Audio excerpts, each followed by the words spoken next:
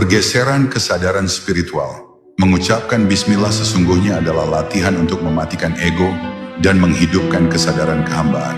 Saat kita berkata dengan nama Allah, secara implisit kita sedang berkata, bukan dengan namaku, bukan dengan egoku, bukan dengan ambisiku.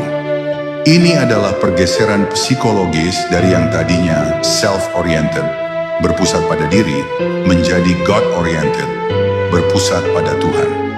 Banyak kegelisahan manusia modern berakar dari obsesi terhadap diri sendiri.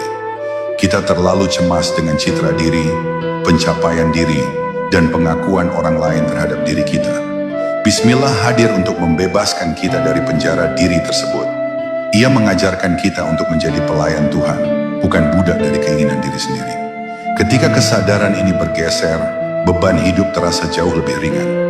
Kita tidak lagi bekerja mati-matian hanya untuk mendapat pujian atasan, tapi untuk beribadah. Jika dipuji kita tidak terbang, jika dicaci kita tidak tumbang, karena tujuan kita sudah berpindah ke langit. Bismillah memerdekakan jiwa dari ketergantungan terhadap penilaian makhluk. Proses ini dalam dunia tasawuf sering disebut sebagai fana, yaitu leburnya kesadaran akan diri sendiri ke dalam kesadaran akan kehadiran Allah. Seseorang yang sudah mencapai tahap ini akan melihat tangan Allah di balik setiap kejadian. Ia tidak melihat musibah sebagai kesialan, tapi sebagai cara Allah menyapa dan membersihkannya. Pergeseran kesadaran ini juga mengubah cara kita merespons kegagalan. Bagi orang yang memulai dengan bismillah, kegagalan hanyalah skenario lain dari Allah yang pasti mengandung hikmah.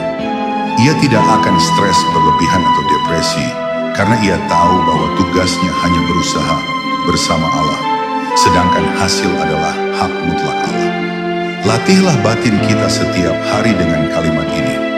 Saat menyuap nasi, sadari bahwa yang memberi tenaga adalah Allah. Saat meminum air, sadari bahwa yang menghilangkan dahaga adalah Allah. Jangan biarkan satu aktivitas pun berlalu secara otomatis tanpa kesadaran spiritual ini. Inilah rahasia ketenangan para wali dan orang-orang saleh.